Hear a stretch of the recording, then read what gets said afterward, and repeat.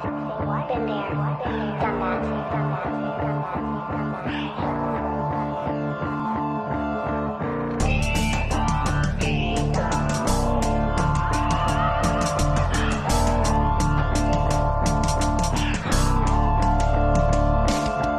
Paanyayang tutugunan na kaya mo dapat matayuan. Ang bawat hamon ay papalagan, hindi papayag maging talunan. Damputin ng pagkakataon kapag binigyan ka. Salakbayin mo sa ngayon kahit malayo ang distansya. Alam kong malayo pa ang direksyon kung tinatahak. Sige, tuloy ka lang, gawin mo lang ang nararapat. Nilapatan na abik kahit na medyo busy pa. Naunahan ng kritiko kaya ako'y naispira. Pinaglaanan ng oras, bigay na takdang aralin. Huwag mo nang ipagpabukas kung kaya ngayong gawin. Huwag na huwag mag-aalangan sa kung anumang kalalabasan ng iyong bawat ginagalawan. Kung kaya mo namang pangatawanan ang bawat sinasabing sinabayan ko pa na kilos. Hanggat maraming nandyan, di pa ako dito matatapos. Tuloy pa rin sa pag-abot kahit pinanghihinaan. Kung sakaling pagdamot ay hindi ko hahayaan magpatuloy. Huwag sumuko, ilaban hanggang huli. Ang tinutukoy na sa dulo kapalit pagwawaki. Di man madali sa unang atake, di imposible pag gusto mangyari. Tuloy ang biyahe, usog bumawi hanggat hindi ka pa nakakaabante. Hindi man madaan sa pabilis sa mga kasabayan, di kaya maiwan. Akin na lamang pinag-isipan kung ito ba ay aking titigilan. Nanggigilan ko panalo pagsabay sa kada palo. Di hangarin ng manalo, masaya na ako sa nagawa ko. Papatunayan sa aking sariling, kaya ko rin naman tong ikasa.